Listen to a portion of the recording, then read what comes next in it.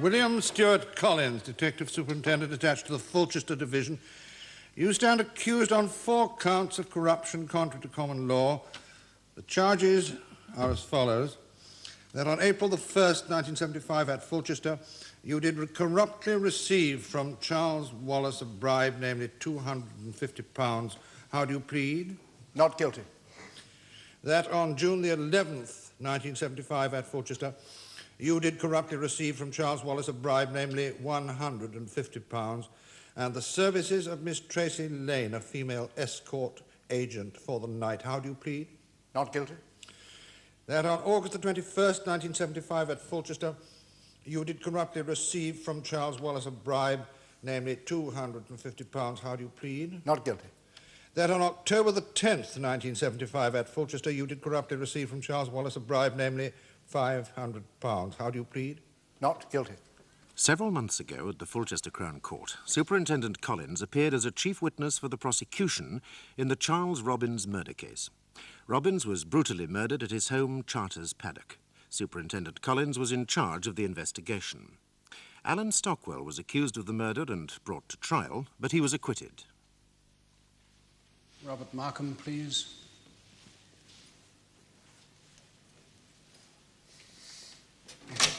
Robert Markham. This man was also a witness against Stockwell. Today he appears as a prosecution witness against Superintendent Collins. There is no obvious link between the earlier murder case and this charge of bribery, but Superintendent Collins maintains that there is. He will be defended by Mr. Kelly, QC. Prosecuting for the Crown is Mr. Elliott, QC. Mr. Justice Crowther Smith presides in the case of the Crown against Collins. You're Robert Markham of 8 Marigold Court, Empire Drive, Fulchester West? Yes. And you run a minicab business? Yeah, just a few cars. Now, would you please tell us what happened on the morning of October the 9th of last year? Yeah, that was the day that I went to the offices of the Fulchester Echo to see Ian Clark. I thought he might be able to help me with some problem I had. Now, Mr. Clark is a reporter on that paper, is he not? Yeah, that's right. And exactly what problem did you take to him?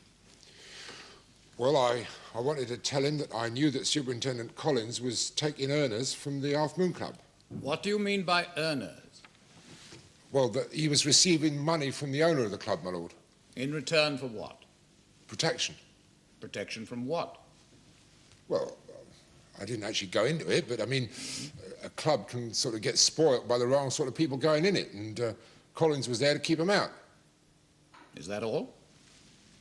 Well, like I say, I didn't ask too many questions, but, well, yeah, I suppose there was a little bit of money getting laundered there from time to time. What does that mean? Well, laundered money. Well, you go into a club and you buy, say, £1,000 worth of chips, and then you start to gamble. And you lose perhaps, well, 100. And so you let people know that you're a sort of small-time punter, and then you go in and collect your chips. But you get your 900 back in a sort of, well, either as a money warrant or as a cheque. And like that, you claim it as a gaming win and you don't pay no tax. And you're saying that Superintendent Collins knew all about this?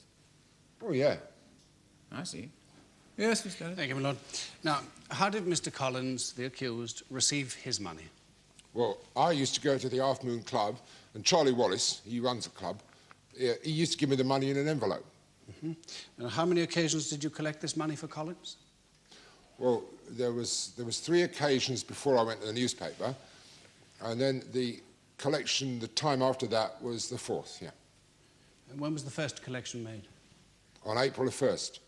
I remember, because when I give Collins the envelope, he laughed. He said, we could do with a few more April Fools like that, couldn't we?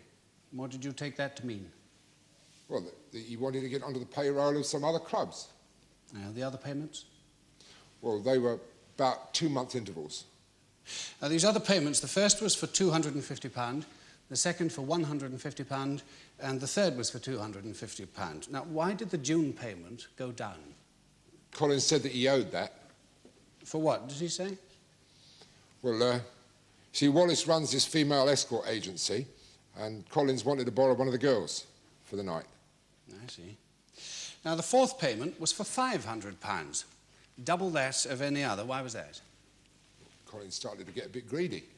He said that he wasn't far off from retiring and that he wanted it to be a comfortable one and he was going to get all he could while he was still in circulation. Why didn't you go to the newspaper in April of last year, when, according to you, all this started? Collins persuaded me not to, my lord. How did he persuade you? Well, he said he'd make sure I was put away for a spell if I didn't do what he wanted. Like he said, well, it was only his word against mine. So in April, you decided to do as he asked, and in October, you went to the newspaper.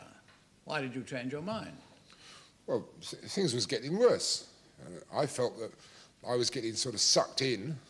So I thought to myself, well, if I went about it right, I'd be all right, and that Collins wouldn't be able to fit me up. I see. Yes, Mr. Henry. So you then went to see Mr. Clark at the paper? Yeah. But, I mean, he didn't believe me. When I told him, he didn't want to know. So I said to him, I said, well, look, you ring the palace and find out from Collins what exactly... Just a minute. Not so fast. The palace. The police station, my lord. We call it the palace on account of the lovely way it's decorated. It's all grey. Yeah, that's right. Yes, Mr. Henry. So you told Clark to phone the police station? Yeah. So he did. Then when Collins comes on the line, I said to him, I said, hello, Bill. I said, it's Bob here. I want to talk to you about that 500 quid. I said, I don't think that that Charlie will, give you that much. So by this time, the reporter's starting to take me a little bit more seriously, like. And he rushes out the office and goes and fetches his editor, he says. So then Collins says to me, he says, well, come down and talk to me at the police station, don't talk over the phone. And then the reporter comes back and I tell him what Collins has said. So he suggests that I put a tape recorder on myself. So that's what we do. He straps this recorder on me with some sort of sticky tape stuff and then I put my shirt back on. But you can still see it, so then Clark lends me a jacket to put over it. So then I go down and see Collins. Exhibit number 2, please. My lord, members of the jury, this is the recorder that was used to tape the conversation between Robert Markham and the accused. With your permission, my lord, I would like to play it. Certainly.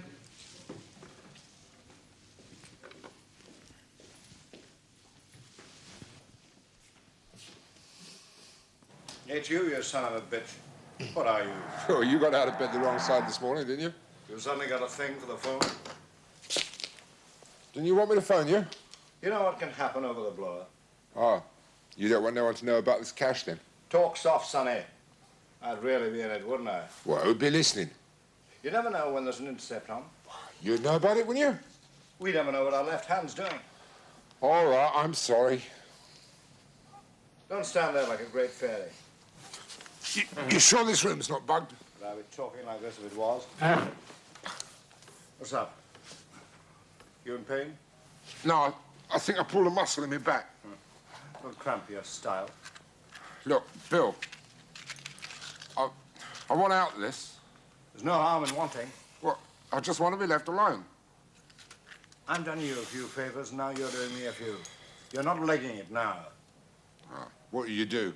Plant something on me, get me pulled in. You know me, Bob.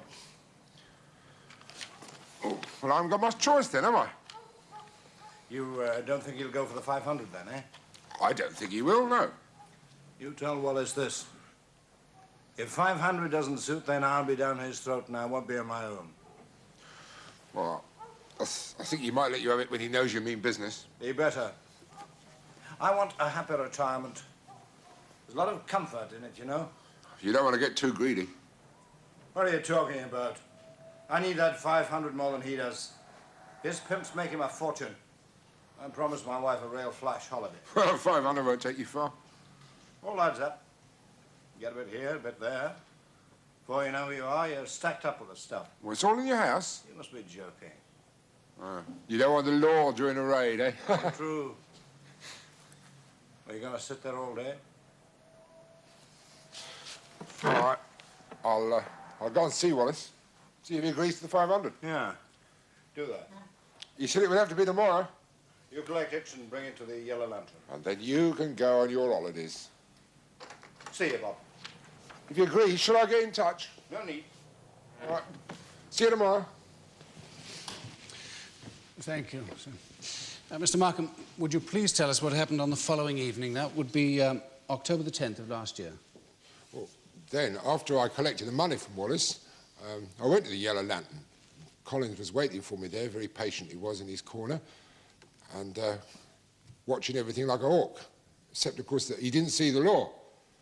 And you then handed him the £500 in the envelope? Yeah, and he put it straight in his pocket. Then we had a drink, and then he said he'd better be going. But as he was walking towards the door, that's when he was stopped. By two plain-clothed police officers? Yeah, well, one of them was wearing a dress. But they were posing as customers at that time, correct? Yeah, that's right. But I made quite sure that they could see me hand over the envelope quite clearly. Thank you very much, Mr. Markham.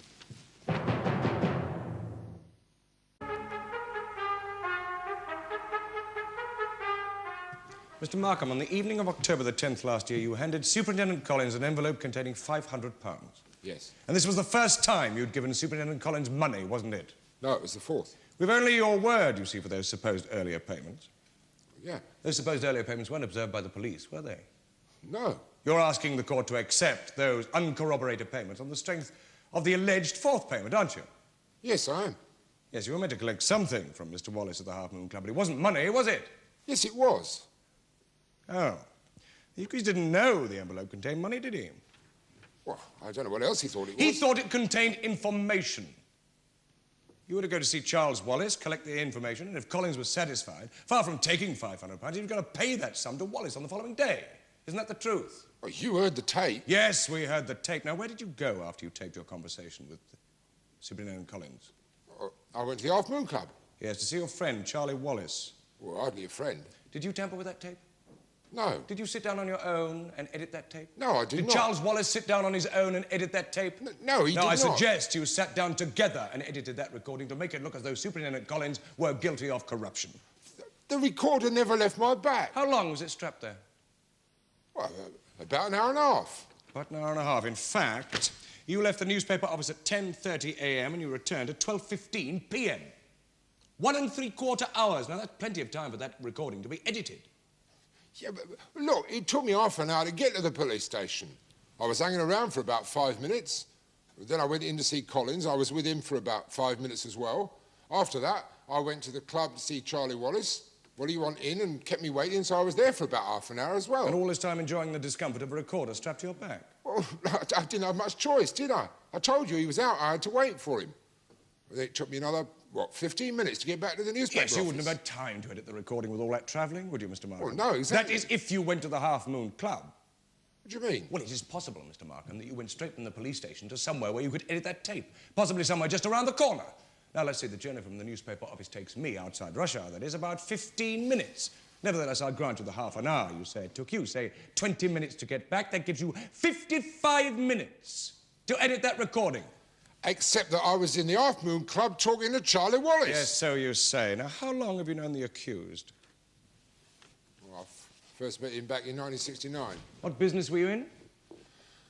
At the time, I was involved in the magazine industry. Magazines. What kind of magazines? Well, pictures, mostly. Pictures. All right, girly magazines, then. Yes. Would you describe these magazines as hard porn? No way. Not now, they wouldn't Not be. now, but they were then. Well, I mean... Yes or no? Well, I mean, Lady Chatterley was pornographic Oh, I once, wasn't see. it? Your magazines had a literary quality, did they? Well, I'd like to think so. Yes, I'm sure you do. My lord, I fail to see how this is relevant to this case. Lud, I believe it to be important to establish the relationship between this witness and the accused over the past years. Yes, very well. Thank you, my lord. Now, it was through these magazines that you met Superintendent Collins, wasn't it? Yeah. He come and had a look around my shop. And he was ferreting around amongst some contract magazines we used to make up. And he said I could get 2 years for them. And then he said he could help me if I was prepared to help him. Oh, yes? What kind of help did he want? Well, you know, sort of tip him the wink if I heard of anything going on. Yes, in other words, he enlisted your assistance as an informer. Yeah. He wasn't taking bribes then. I didn't know him very well then. In fact, he sometimes paid you, didn't he? Well, he kept the law off, yeah. Yes. How long did this go on? Up until 1972. And then what happened? Well, then my shop got raided again. Collins said that the pressure was on and that he couldn't help me now even if I continued to help him. So they took all my stock and I got 3 months. Then when I come out, I started the minicab business with my brother. And you still continued working for Collins? Well, yeah, if I heard of anything, I'd tip him the wink. And he would pay you in return? That's when he started to pay me. Yes. How much? How much what? How much were the payments? Well, it varied. From? Could be a fiver. Could be a fiver. Up to? Well, I mean, if it was a big sort of insurance reward job, I mean, it could be more. Say £1,000? Well, not often. Not often. So the money you were getting at this time came from your minicab business with your brother and the money you were getting from Markham, from Superintendent Collins. Yeah. And you do some work at the Yellow Lantern nightclub? No, I used to do a lot of driving for him. Oh, you don't know? No, because since then I've bought a small business interest in the club. Oh, have you? I see. And the accused used this club, didn't he? Yeah, he did. In fact, it was you who introduced him to that club. That's right. And this club, it was frequented by quite a number of high-class villains. He had a very mixed clientele. Yes, I'm sure. Were there any illegal practices going on at this club? Not that I know of. Was the proprietor, Mr. Paul Matthews, paying the superintendent a weekly sweetener? Not that I know of. Oh, and you think you would have done? Yeah, I think so. As I told you, I've got an interest in the club. Yes, of course, and you're a personal friend of the proprietor, aren't you? Yes. In fact, you've been on holiday with him. That's right. You call yourself one of the gang. What gang? You're one of the group of friends, I mean. Thought you meant something else. Oh, did you? Now, Mr. Matthews didn't mind having a policeman in his club? No, why should he? The other clients, they didn't mind having a policeman in their club? Not as far as I know. Were you selective in the information you gave Superintendent Collins? Oh, I mean, if I heard of anything going on, I used to tell him. Did you suspect at all that Collins might be engaged in some investigation against Mr. Paul Matthews? No, I didn't suspect nothing like And that. is that why the word went out? What word? Break Collins. Let's get him. Let's put him away for the duration. You've been watching too many old films. What made the informer inform on the man who paid him? You mean me? Yes, you, Mr. Markham. Like I said, I just got fed up. Or was it greed made you set it up? Greed? Yes, weren't you offered to suffer sum of money by the newspaper? No. Was there no mention of money? Well, yeah, Ian Clark did say something about selling it to the Sundays, yeah. Oh, did he? Did Ian Clark say what might be made from selling it to the Sundays? No, no sum was mentioned. Nevertheless, you thought you could make more from the newspaper than by being a police informer, didn't you? No, I didn't.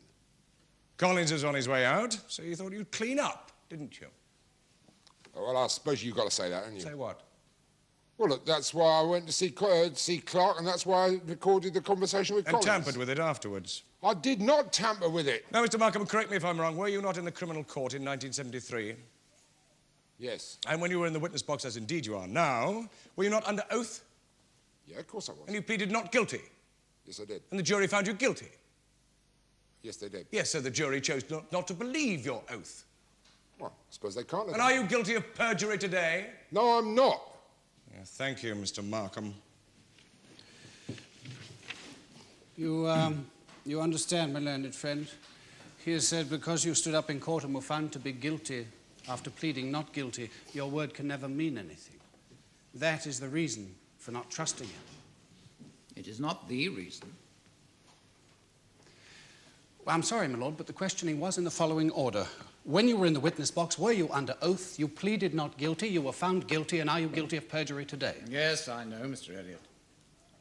Mr. Markham, would you tell lies if you thought it would get you out of trouble? Well, yeah, probably, my lord, yeah. Would you tell lies if you thought it would do you a bit of good? Well, I have done, yeah, but I'm not lying now. I mean, I was Collins' collector. I did make that recorded conversation with him, and I did give him the money. You don't have to take my word for it.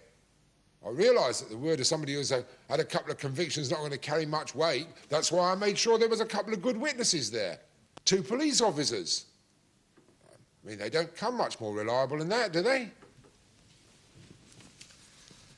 Mr. Clark, how did you react when Markham came to your office and made these allegations against Superintendent Collins? At first, I was a bit sceptical. I knew the accused, you see. At least I'd interviewed him on a couple of occasions for articles that I was writing. Yes, he seemed to you to be a man of some integrity. Yes, And it was what Markham said to him over the telephone in your office that made you change your mind. that's right, yes. Would you remind the court of the exact words that Markham used on your telephone in your office? Well, he said, I want to talk to you about the 500 quid. I don't think Wallace will wear it. Now, you're quite sure that those are the exact words that Markham used? Yes. He didn't say, I want to talk to you about the 500 quid. I don't think Wallace will give you that much. No. It was definitely, I don't think Wallace will wear it. Well, then Markham forgot the exact words that he used. Well, it means the same thing, doesn't it? No, it doesn't, you see. You see, Markham remembers saying, I want to talk to you about the 500 quid. I don't think Wallace will give you that much. Now, that would imply that Wallace was being asked for the 500 pounds. Now, what you remember is, I want to talk to you about the 500 quid. I don't think Wallace will wear it. Now, that is open to quite a different interpretation, isn't it? I don't think Wallace will wear it. I think he'll want more than 500 quid for the information he is selling. Yes, but he didn't say that. I mean, he didn't say all that. But you weren't there to hear the rest of the conversation. You'd rushed off to find your editor. Yes, I thought I should tell him. Well, yes, of course, you were very excited, weren't you? It isn't every day you're offered such a scoop, is it? Oh, I wasn't thinking about myself. Well, of course you weren't. No, you're still young, idealistic. Is there something wrong with that? Are you sure your idealism didn't blind you to the reality of the situation? No, it did not. Were you hoping to make money out of this story? I told Markham I thought he'd be able to sell his story to the Sundays, but I never thought about myself. Why did you agree to take part? Because I believe the job of a newspaper, rather one of the functions of a newspaper, is to expose anything that is bad in society. And I believe police corruption to be bad. And from one enigmatic sentence, you decide that Superintendent Collins is corrupt. I suggest that you didn't take enough care. No, I took enough care to let a recorded conversation speak for itself. Did you tamper with that tape? Not for £1 million, no. No, I'm sure the jury will have little doubt as to your sincerity. Thank you. But to all intents and purposes, you might just as well have tampered with that tape. Oh, what do you mean? Well, did it never occur to you that it might have been a discontinuous recording? But Markham couldn't have turned it on or off during the conversation. It was strapped to his back. I mean, he could only switch it on with a very awkward movement. Yes, did you see Markham enter the police station? No, I was in my office. You didn't think to go with him? Well, the editor was off. So you don't know that the conversation actually took place? Well, it must have done. You don't know that someone wasn't doing a clever impersonation of Superintendent Collins? All right, let's say the conversation took place, or rather a conversation took place. Between leaving your office and returning, Markham was away for 1 hour and 45 minutes. Now, that's plenty of time for that recording to be thoroughly edited. But there would be joins in the tape then. Well, not if the edited recording were then re-recorded on another machine. Unless, of course, you took the precaution of marking the original tape. Did you do that? No. No, Thank you. No further questions. Tell us, Mr. Clark, just how the recorder was strapped to Markham's back. I wound this sticky tape around him at least 16 times. Now, how did he react when you pulled it off? He was very good about it, but it was painful. It took me about 20 minutes to get it off. And what was your impression of the binding? I mean, did it look as if it had been tampered with at all? No, it didn't. It was the same. If it had been taken off, it would have lost its sticking power. And the thing is, my signature was still on the back. Your signature? Yes, I put my signature on the back with a felt pen. On the binding over the recording, just to make sure. I mean, if the binding had been taken off, then my signature wouldn't have fitted. That's what I was trying to say. Thank you, Mr. Clark.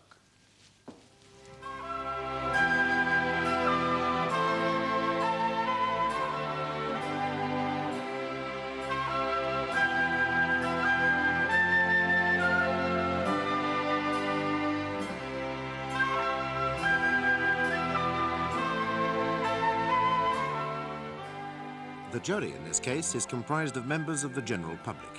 The Queen against Collins will be resumed tomorrow in the Crown Court.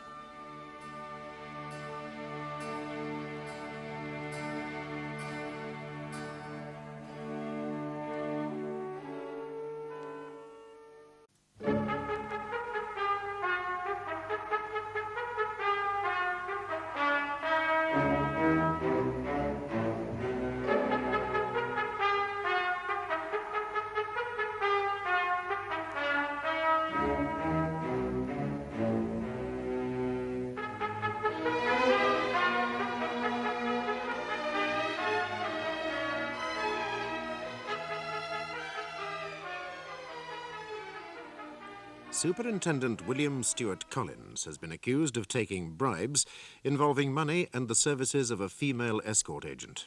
Charles Wallace, who runs the Half Moon Club, has just given evidence stating that he paid several bribes to Superintendent Collins. Now, one of his employees has been called to the witness box. Miss Lane, you work for an escort agency run by Mr. Charles Wallace at an office 34 West High Street, Fulchester? Yes, that's right. Now, would you please tell us what happened on the evening of June the 11th of last year? I was at the Half Moon Club about 9. Collins was there. He gave me the once-over. Would you please explain that for the court, Miss Lane? Oh, you know, stripped me with his eyes. Then he told Mr. Wallace he wanted to buy me for the night. Well, Mr. Wallace told him he ran an escort agency, not a prose service. I see. Then what happened? He said he was going to call the police. But he was the police. Exactly. Hmm? He was having a joke, my lord. Oh.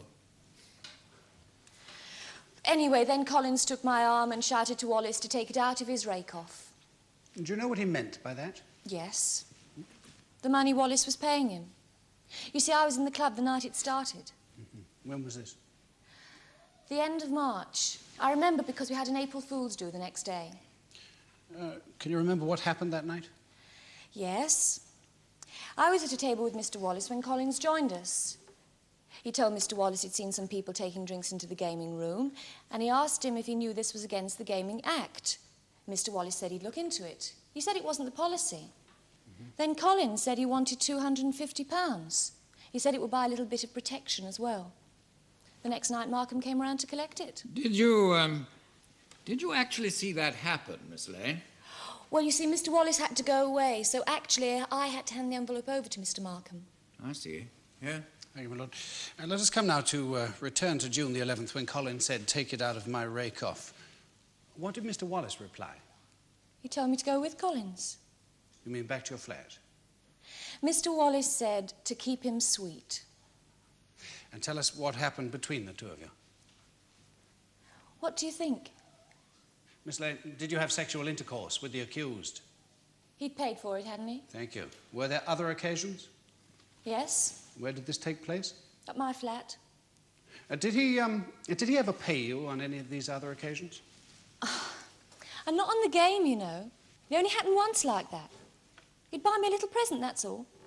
Exhibit number 3, please. Now, Miss Lane, do you recognize this lighter?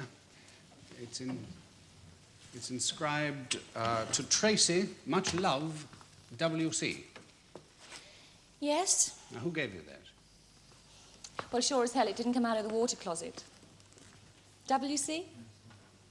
Did the accused give you that lighter, Miss Lane? Yes. Thank you. Do you know why he gave it to you? He was fond of me. Now, did he ever discuss his attitude towards his work with you? Well, he did say being a policeman made him feel like Humpty Dumpty. I thought he'd gone round the twist. We don't want to hear what you thought, Miss Lane. Did he explain what he meant? Yes. He said that he was put on the wall by the people to watch the people, but if ever he fell off that wall, all the king's horses and all the king's men wouldn't put him together again. Yes. What else did he say?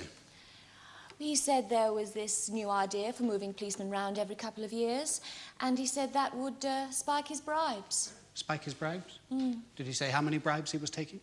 No, but he said it was no good going too bent, because if your regular money was too low for the way you were living, well, it could be difficult. You know, explaining the extras. So he said he had to enjoy it quietly and spend it. So he's always buying me something. Did he give you these presents himself? Well, no, as a matter of fact, he'd give me the money and I'd go out and buy them because he didn't want them traced back to him, you see, the presents. If anything went wrong. He bought me that lighter himself, though. When did he give you that? 3 or 4 weeks before the last payment. I remember because it's when he warned me to get out of the escort agency. Warned you? Why did he warn you? He said he was going to set it up to make it look as though Wallace was running high-class prostitution. Did he tell you just how he intended to set this up? No, but he said he could get witnesses. He said he was owed a few favours. You mean he could get witnesses who were willing to perjure themselves? That's right. Did he ever say why he was doing this?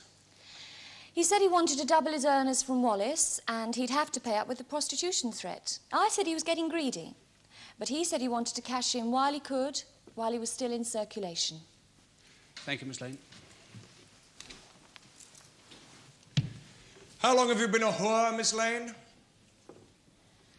I'm a model, and I sometimes work as an escort agent. But you sold yourself that night. I took Collins back to my flat because I wanted to. Not for money. Look, I didn't care about any arrangement he had with Wallace. There wasn't any arrangement with Wallace that night, was there? Yes, there was. The accused did indeed go back with you to your flat, but he went to question you about the escort agency, didn't he? Look, he had paid for me with part of his bribe. He expected to go to bed with me. What's your relationship with Charles Wallace? He's a friend. Are you his mistress, Miss Lane? No. It's true, isn't it? You lived with him 2 years ago. Yes, but he's a friend. Look, he's my boss. And are you telling lies because Mr. Wallace asked you to? No. Or because Mr. Markham told you to? No. You described yourself as a model. That's right. How much did you earn modelling last year? Not much. Now, it's a hard life, modelling. How much did you earn? £80. During the whole of last year? Yes. Yes. Now, you have a 3-bedroom furnished flat at Hampton Cloisters, Newby Place, Fulchester. Yes. And 3-bedroom flats cost £25 a week. Yes. And you weren't working with the escort agency last year. What paid for all this? Oh, Charles Wallace paid.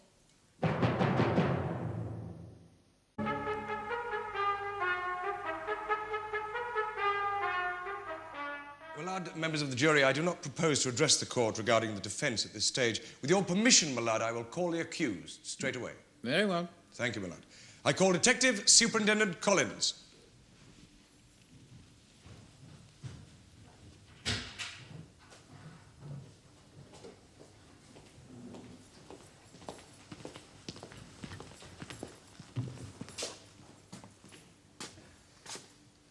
I swear by Almighty God that the evidence I shall give shall be the truth, the whole truth, and nothing but the truth. William Stuart Collins, under temporary suspension from my duties as Detective Superintendent attached to the Fulchester Division, my lord. Superintendent Collins, is Charles Wallace, manager of the Half Moon Club, known to you? Yes, he is. And have you visited the Half Moon? Yes, I have. On several occasions? Yes. For what reason? Well, I carried out surveillance of a general nature. Would you explain that to the court, Superintendent? The club was frequented from time to time by people who were able to help the police into their inquiries. Was there surveillance of the club itself? Well, no, not directly. Of course, it was checked that the club was keeping its nose clean. And was it, keeping its nose clean? As far as one could ascertain, yes. Did you take bribes from the manager, Mr. Charles Wallace? I've never taken a bribe. Did you observe drinking in the gaming room? Once a man went in with a drink, I gave Mr. Wallace a friendly warning. Did you observe the practice known as laundered money being carried out? I did not. Mr. Wallace has alleged that you had threatened to make it look as though you were running a high-class prostitution service. Did you? I did not. Did you tell Mr. Wallace you could find witnesses willing to perjure themselves? No, I did not. Is Miss Tracy Lane known to you? Yes, she is. How long have you known her? Well, I first met her at the Half Moon Club in February of last year. And did you meet her on subsequent occasions? Yes. In connection with what? Sometimes she was able to guide me to sources of information. Was she an informer? No, you certainly couldn't call her that. But did you pay her for her help? No. I gave her a lighter last September for her birthday. It's a sort of thank you for your help. And on June the 11th of last year, did you take her services as a prostitute as part payment of a bribe Charles Wallace alleges he was to have paid? I did not. When did she last guide you to information? It would be October the 6th of last year. She told me that she thought Wallace had something on the killing of Charles Robbins. I spoke to Wallace, and he said he thought he could get evidence as to the identity of the murderer. He said the information would cost £1,000. I told him to get the evidence first, and then we'd talk about the money later. Did he say what form this evidence might take? Well, yes, he said there were several letters. He wouldn't reveal the identity until he had seen the letters. He said he could obtain them in 3 or 4 days' time. Well, I telephoned Markham that evening and asked him if he had heard about these letters. He said he hadn't, but that he would keep his eyes open. Well, then, 2 days later, on the 8th, Wallace phoned me again and told me he was expecting those letters on the 10th, but he didn't want to see me again. He wanted everything to be done through an intermediary. He said he had contacted Markham and that everything should be done through Markham I beg your pardon, sir.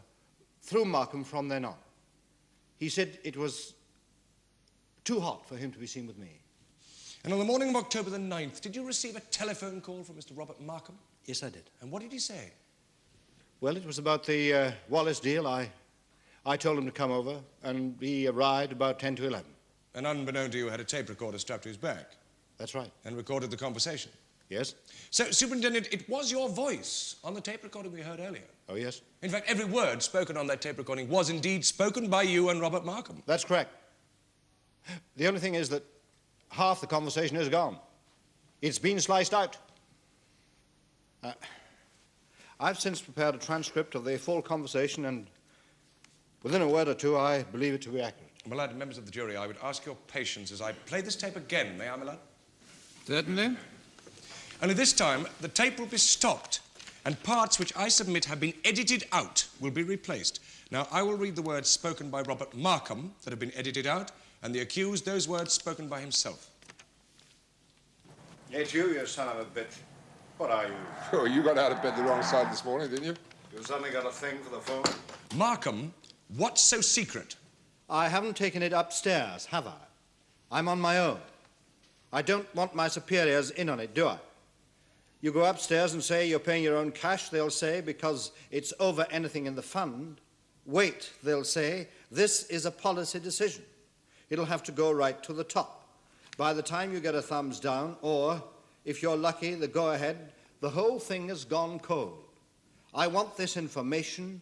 I want it more than anything. Didn't you want me to phone you? You know what can happen over the blower?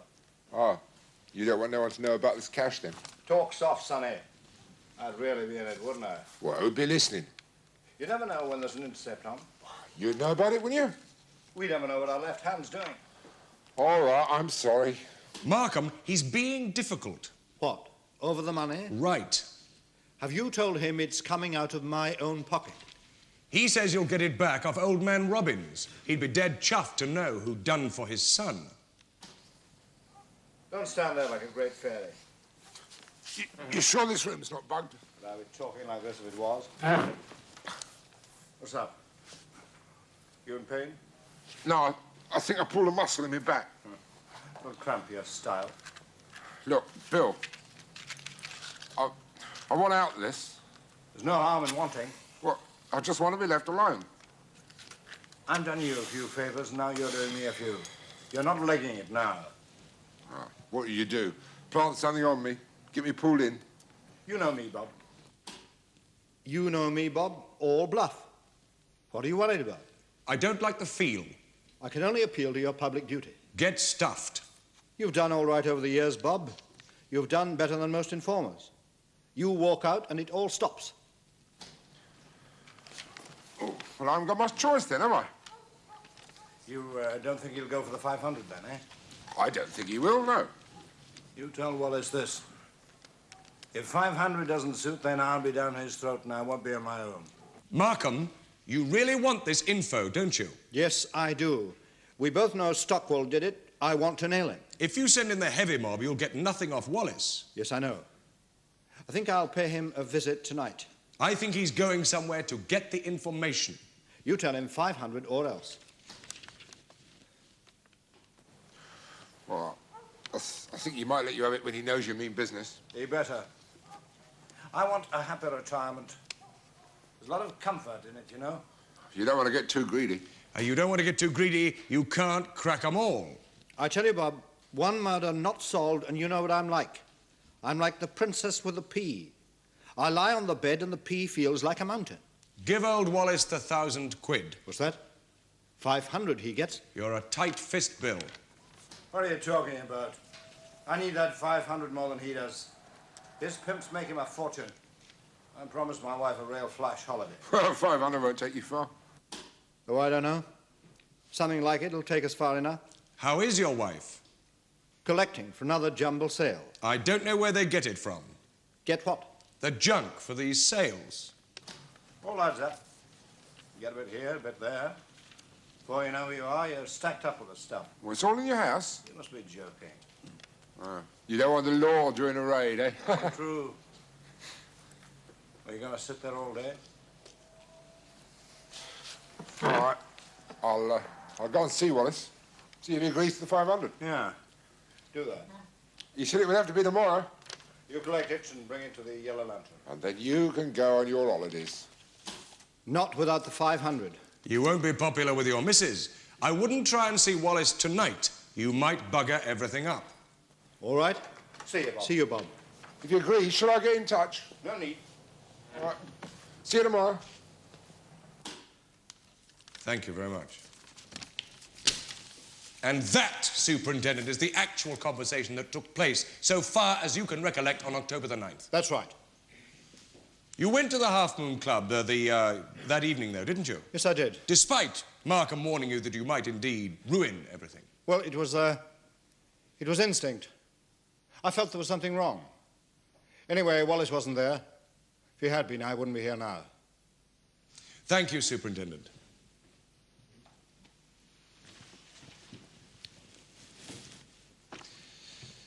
Opening your evidence, you said you were under a temporary suspension from the Fulchester Police Force. Is that right? Is that what you said? Pending the result of this trial, yes. Interesting. You didn't say under suspension. You said under temporary suspension. You expect to get off, do you, Mr. Collins? Well, I look upon the accused as innocent until proven guilty. You don't think you're above the law courts? No, I do not. Because you thought you were above the police, didn't you? I did not. Well, you broke the rules. I did not. Well, you bent the rules. I did not. But the taped conversation you had with Markham, you didn't tell your superiors what was going on, did you? That's correct. A damning piece of evidence that you couldn't fill in and twist to your own ends, was that it? I've tried to give an accurate account of the conversation I had with Markham. Yes, but not informing your superiors, that's more than just bending the rules. That's a violation of the rules, in my book. Not in yours, though. Any rule that I've bent in that sense has been to help the law, not to help myself. You describe yourself as a hard detective, wouldn't you? I mean, your career has not been distinguished, particularly for its gentleness. We're not teaching in the infant school. We deal with hardened criminals. You've got to be hard-backed. Well, give us an example of this hardness. For instance, exactly how did you get Markham to become an informer? Is this relevant to the case, Mr. Elliot? Yes, it is, my lord, and I hope that will be apparent in just a few moments. Oh, very well. Thank you, my lord. I spoke at his trial in the pornography case. I helped get him a light sentence. In return for his help as an informer? That's correct. Yeah. Didn't work, though, did it? No. I told him he better go straight. He gave me the odd tickle, but I knew he was taking me for a mug. In no time, he was picked up for burglary. I told him he shouldn't take me for a thick wally. What was that? A thick wally? Yes, what does it mean? A uniformed constable, my lord. Does it indeed? Thank you. Yes, and then you read him the riot act, didn't you? You threatened that you'd put him in prison if he didn't do what you said. He knew I had him banged to rights. He knew we had him over a barrel. Yes, you told him you'd see he went to prison for 2 years, correct? I didn't want him to have a choice. I needed him. I got him off lightly, and he's been working for me ever since. Well, is that how you get all your informers? By blackmailing and threatening them? No. Markham was special. I knew he mixed with a lot of high-class villains. Oh. Was that when this contagion set in? When you started mixing with them yourself? That's not true. Isn't it? Did you not then start behaving like them? I mean, you began to think of yourself as a law unto yourself, did you not? I mixed with criminals in order to catch them. I've said in the past, you can't fight crime according to the Queensberry rules. Yes, I remember that. But you don't fight to any rules, do you? Do you see what I have here, Mr. Collins? You recognize it?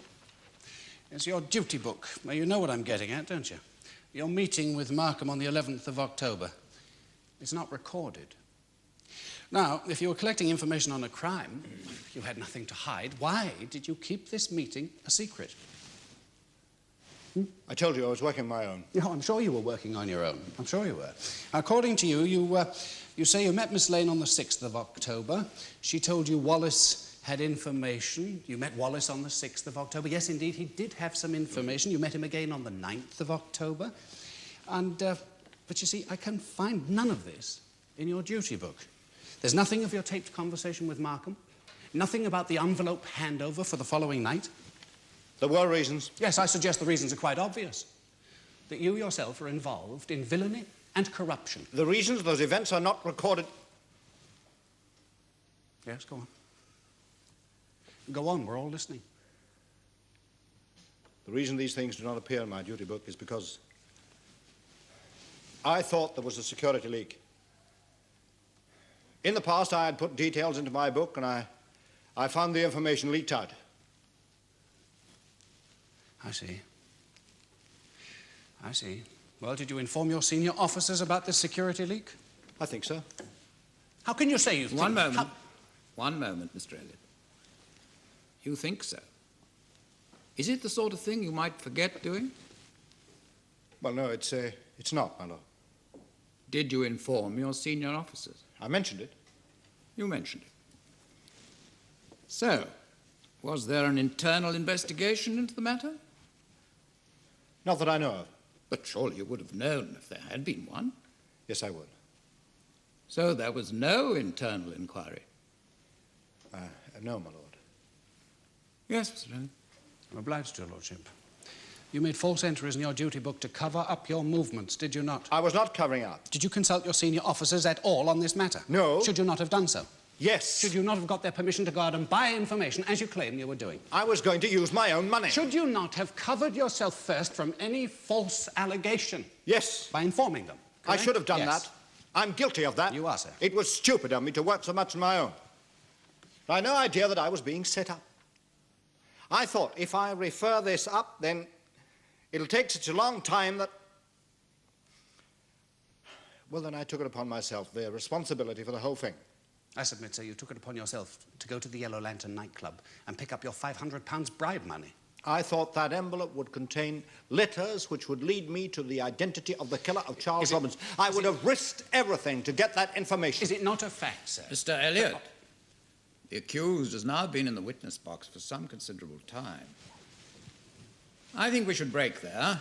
Start again tomorrow morning at 10 o'clock precisely. Order.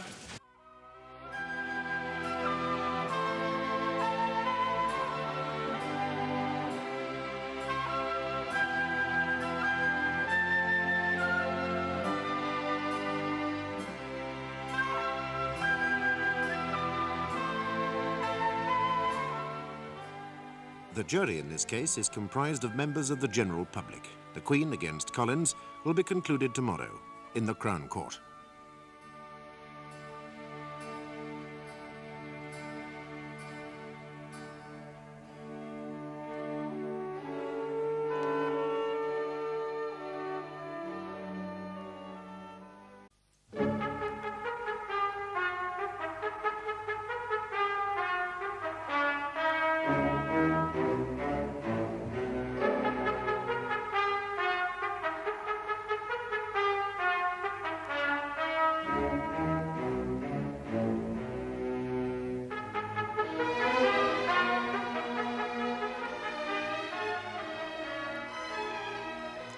Superintendent William Stewart Collins has been accused of taking bribes involving money and the services of Miss Tracy Lane.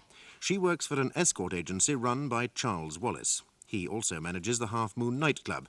He alleges he paid the bribes to Collins. Collins claims that he was set up for the crime, and when he was handed an envelope at the Yellow Lantern nightclub, he had no idea that it contained £500.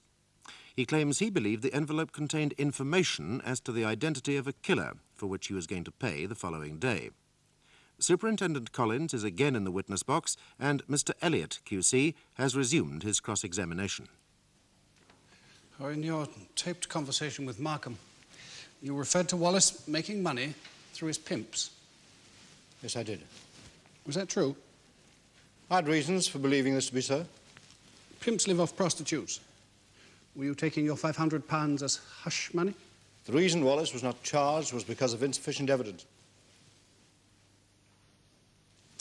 Now, you tell us you talked a lot with Miss Lane. Yes. I do like your analogies. Have you told Markham you felt like the princess with the pea problem? You told Miss Lane you felt like Humpty Dumpty.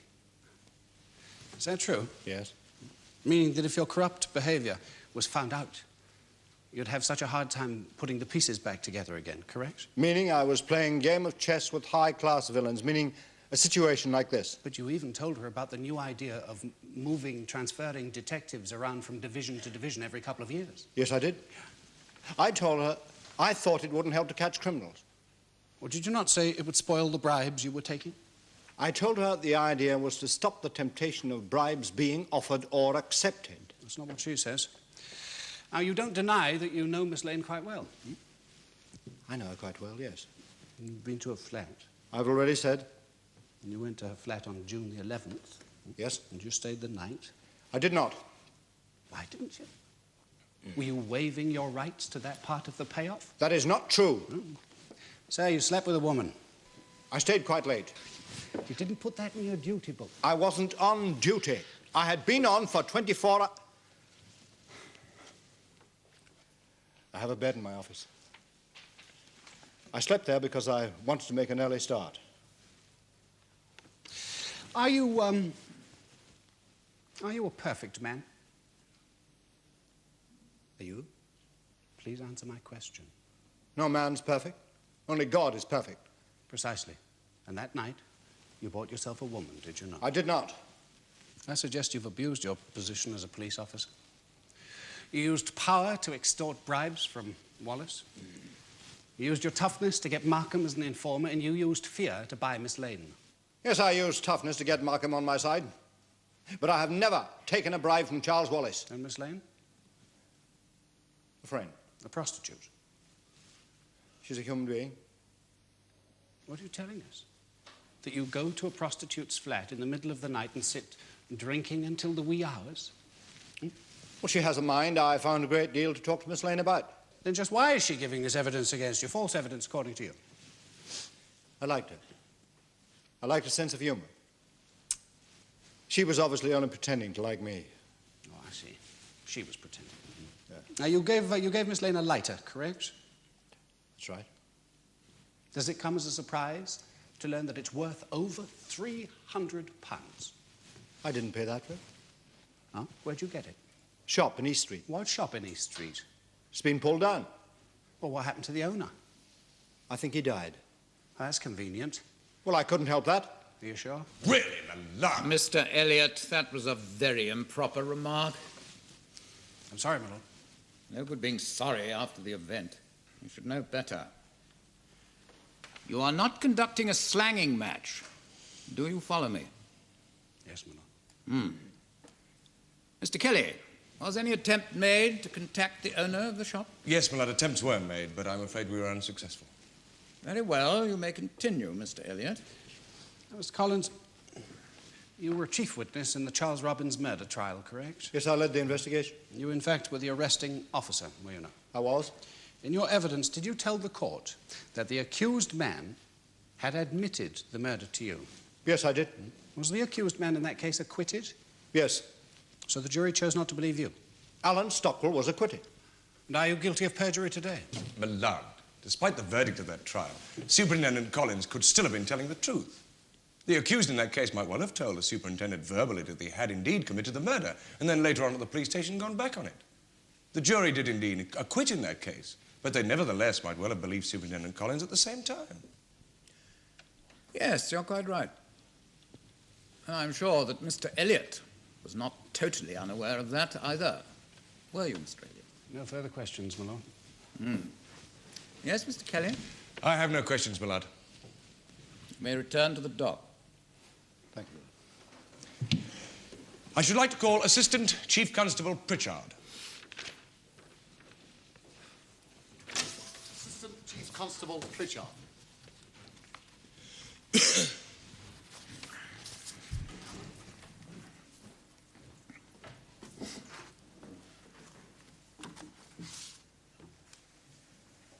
I swear by Almighty God that the evidence I shall give shall be the truth, the whole truth, and nothing but the truth.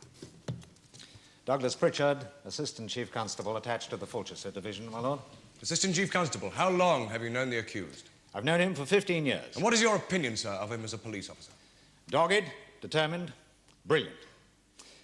When I first came into contact with him, I thought he was driven on by ambition, in the sense of going right to the top. I saw him move up. Then when he reached the rank of detective superintendent, he called a stop. How do you mean? He'd gone far enough. He'd reached the position where he had a reasonable amount of autonomy. He needed to be in the center of things.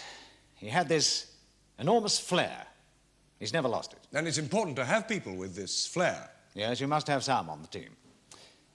He always seems to know where to go to get an investigation off the ground. He belongs in the front line of action. Where one may get hurt. Where one may get hurt. What was his record of detection? Was it high? He's worked on 36 murder cases. Apart from the Charles Robbins case, he has a 100% record. And how did he achieve this? Oh, there can be no doubt. It's the result of his contacts and his own personal bravery. He has many awards. He once actually went into a building and brought out a man holding a shotgun. He talked him out. The Charles Robbins murder case has never been solved, has it? No, it has not. And how has this affected the accused? Very badly. He blames himself for the investigation failing to find the guilty party. And is it your opinion he would take risks, any risks, to solve this case? Most definitely. Did he in any way suggest to you, sir, that he might be getting some information connected with that case? No, he always plays things close to his chest, but that's his method. That's the way the man has got his results. If he had come to you, sir, and said, I want to make false entries in my duty book because of security, and I want to go out and buy information with my own money to get the Robbins killer, what would you have said? That would have been a matter of policy, and as such, I would have had no choice. I would have referred it up, higher than myself. And would this have meant a delay? Most definitely. But I must add that I would have tried very hard to get him what he wanted. You see, there are some brilliant individuals in the force, and room must be given for them to operate. Collins is such a man. Thank you, Assistant Chief Constable. Well, you obviously think highly of the accused. Yes, I do. I expect you think highly of all your men. Yes, I do. They all have different qualities. Very much of a family feeling. What do you mean? Well, when you join the force and you're in a particular division, it's very much like a family. I would not be afraid to criticize another policeman. And that is how it should be. Now, what view do you take of a man like Collins taking it upon himself to carry out the actions that he did? Which actions are you referring to? Oh, you can take your choice. His own evaluation of the situation. He left gaps in his duty book. He made false entries in his duty book. He even arranged clandestine meetings with known criminals. Take your choice. I think he was probably mistaken. You think he was probably mistaken? Yes. How magnanimous, Assistant Chief Constable. He was breaking every rule in the book. Was he not? In this case, he should have come to me first.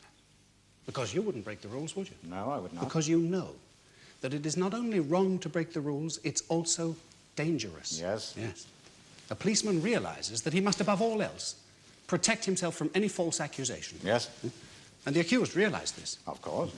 And yet he finds himself in a position where he has been seen by 2 police officers to receive £500, and his duty book is full of false entries. I would trust him with my life. Your faith leaves me at a total loss for words. Mr. Pritchard, was an investigation into a possible security leak at the station itself started? No. Why was that? Such a possibility was never suggested. At least I don't remember it being suggested. Oh, but is it the sort of thing you might easily forget? No, it is not. If it had come to my notice, I would have ordered it looked into. You see, the accused stated in his evidence that the reason he made false entries in his duty book was because he feared a security leak. He said it had happened in the past. That is perfectly true. It has happened. But you knew nothing about it on this occasion. No, my lord. You see, the accused stated that he'd mentioned it to you. He might have mentioned something. I do remember something, but I thought it was referring back to the case we had some time ago. I see. Yes, Mr. Elliot. Can you still believe that the accused was looking for information into the Robbins killing? Yes, I can. The accused joined the force as an honest man.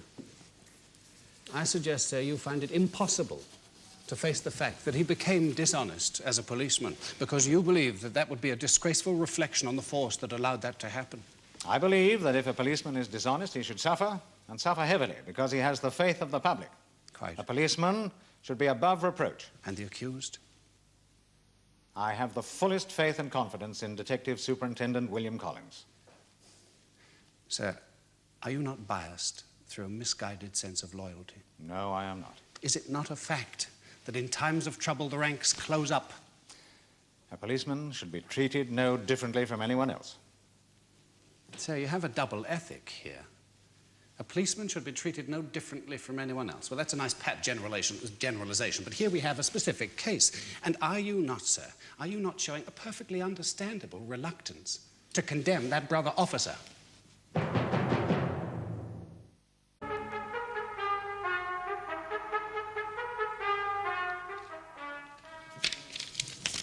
My lord, certain information has come to hand which I believe to have a distinct bearing on this case. I have a request to make of your lordship. What are you saying, Mr. Kelly? My lord, Superintendent Collins, in his evidence, was unable to reveal the entire truth because it would have prejudiced, indeed endangered, certain police activities. I was unaware of this until this morning, but certain events taking place in the early hours of this morning make it now possible for my client to speak out. You want to recall him? If I may, my lord. To give evidence that he's withheld? Yes, my lord. Very well. You may take the witness box. Thank you, my lord.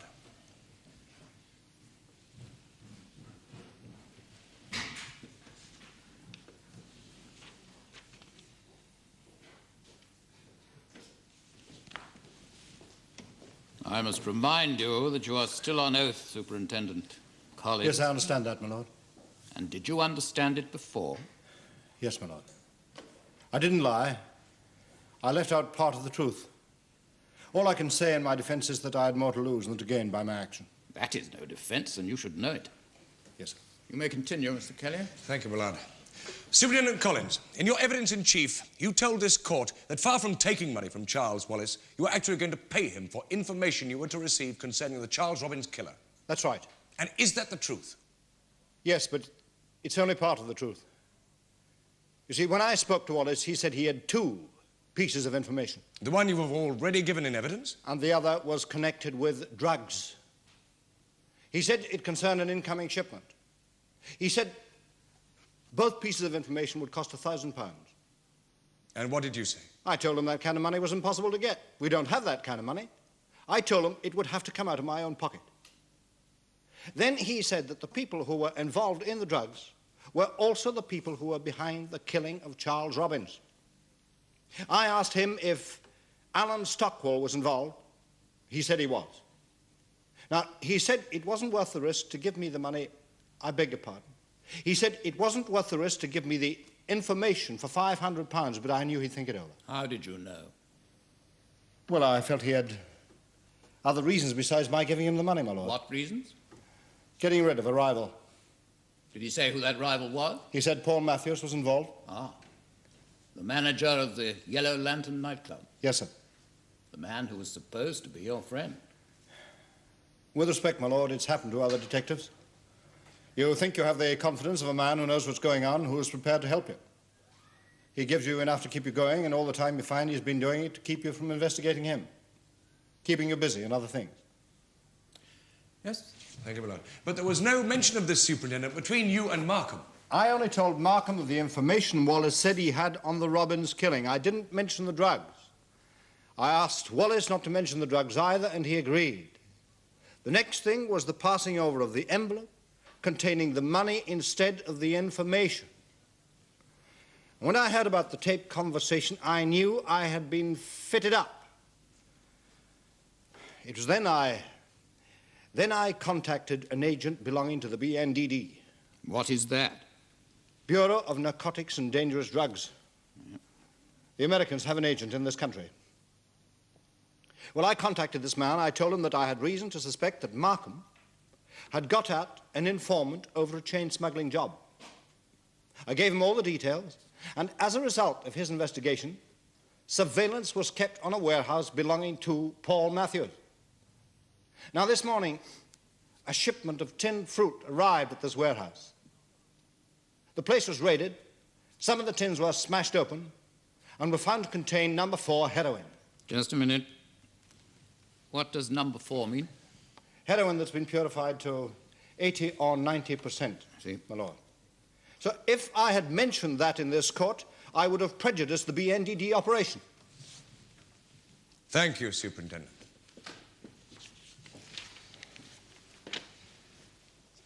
My head is reeling.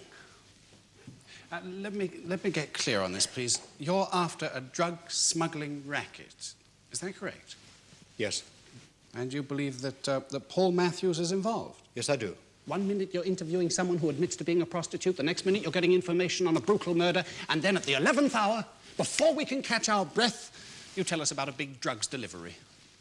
Well, that's how these things happen. Is it? Is it? I submit that this is a clever move, a very clever move. Your superior officer said you have flair. Well, sir, you certainly have that. Do you know, I've almost forgotten that you stand here on charges of corruption. The charges against me exist to protect the people who are behind the drugs and the murder. So you keep telling us. Now, remembering your oath to tell the whole truth, and this is important, did you contact the American agent after you received the £500? Yes. Yes. After your conversation with Markham had been recorded, after everything concerning this case. It was the fitting up. Me being fitted up. Before I'd been suspicious, then I knew. What did you know? Did you know of any direct evidence that links Robert Markham with these drugs? Not direct. No, you don't. So as far as we're concerned, it's conjecture. And possibly yet another attempt at a cover-up. You see, you may have information about drug smuggling. I mean, you're much too clever to come in and lie about something that we could check on so easily. Now, you tell us that you suspected the drugs would be unloaded at Paul Matthews' warehouse. And it was then you saw your chance of implicating a prosecution witness by association. It was then that you contacted the American agent, gave him the information, and then sat tight. Your timing is slick, sir. That's very unfair. Partly untrue. As you said to Miss Lane, I'm just like Humpty Dumpty. Well, Detective Superintendent, you've fallen. You've fallen off your wall, Detective Superintendent, and you've smashed into 100 pieces, and you're desperately trying to stick the pieces back together again. One thing matters to me, one thing I care about, that is law and order. You think I'm playing a game with this drugs business? But I tell you, I had made an agreement with that American agent this morning. And as far as I was concerned, I mean, as far as this trial was concerned, if that raid had not taken place this morning, I would not be speaking about it now. One thing I care about is catching criminals. In this case, the man behind the drugs, and if he's involved, as I believe he is, in the murder of Charles Robbins last year, then, by God, we'll get him for that, too. The man behind the drugs? Yes. You suspect Paul Matthews? I do. You do. Has he been taken in? Has he been arrested? Not yet. Well, if he was guilty, he'd certainly be on his guard now, would he not? What's wrong, Collins? Has your flair run out? You see, it's too late for pat law and order speeches. I trust that this jury will not be swayed by your flair. I trust that this jury will not be duped by this screen of deception. There is nothing more distressing than a case of alleged police corruption. The public conscience is always disturbed because upon the testimonies of police officers often depend the findings by the jury as to the guilt or the innocence of the man in the dock. If the accused had gone to his superiors and said, "I want your permission to buy some very important information," then he would have covered himself. He has told you that he did not take these actions because there would have been a delay. He has told you that he made false entries in his duty book because he suspected a security leak. But again, he did not tell his superiors. Now, did the accused take these actions, which had the effect of hiding his movements from his superiors, to cover his corruption, or Did he take these actions in an excess of zeal? The Assistant Chief Constable has said that the accused worked alone. He was happy in the front line. He mixed with criminals and brought many of them down. It is for you to decide whether they, in turn, have brought him down. He earned a great deal of credit in the job, and if you are in any doubt on a question of fact, you are entitled to call his character into question in assessing his credibility. Finally, the prosecution, as always, must prove their case beyond reasonable doubt. And if you are satisfied beyond reasonable doubt, then you must find the accused guilty. If you are not so satisfied, if you have a reasonable doubt, then you will find him not guilty. Will you now retire, elect a foreman, and consider your verdict? All stand.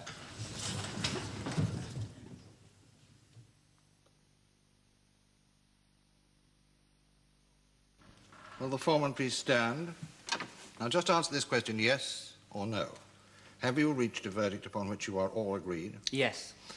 On count one... Receiving a bribe of £250. Do you find the defendant, William Collins, guilty or not guilty? Not guilty. On count two... Receiving a bribe of £150. Do you find the defendant, William Collins, guilty or not guilty? Not guilty. On count three... Receiving a bribe of £250. Do you find the defendant, William Collins, guilty or not guilty? Not guilty. On count four... Receiving a bribe of £500. Do you find the defendant, William Collins, guilty or not guilty? Not guilty.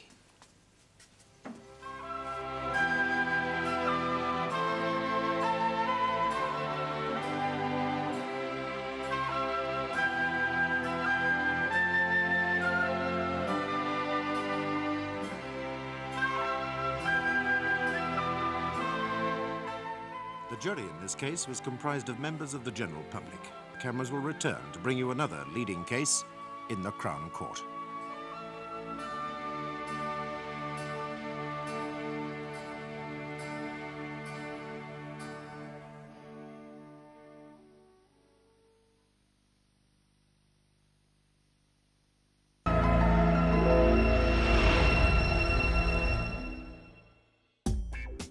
Will the compensation come from my employer? I don't want to get in trouble with my boss.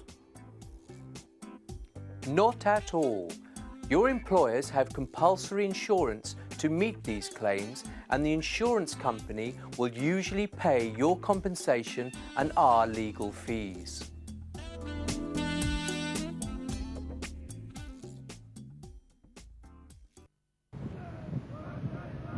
Disguise is our best weapon. No one sees us coming. We're the elite. Stealth. That's the only way. Avoids a drawn-out conflict. Sneaky beaky. We sent 2 portions of undercover vegetables into our smooth tomato sauce for kids. No ragu for kids. Put no in, get more out. Fancy a nice tasty sandwich? Ooh, can it be a bit healthier? OK, wholemeal. With watercress? Nah, you want to use my little gems. OK, and? Diced peppers. Sliced tomatoes. Celery. Fried chicken? Fried. Grilled, surely. A touch of salt? No salt. A sprinkle of bean sprouts. Sprouts? OK. But always finished off with a nice spoonful of... Hellman's Light. With omega-3. Hellman's Light. Definitely Hellman's Light. Hellman's Light. You create your sandwich, Hellman's Light makes it. Don't tell me not to live. Fly down to your local Vauxhall retailer, where the Astra Sport Hatch is available with 4 years 0% finance.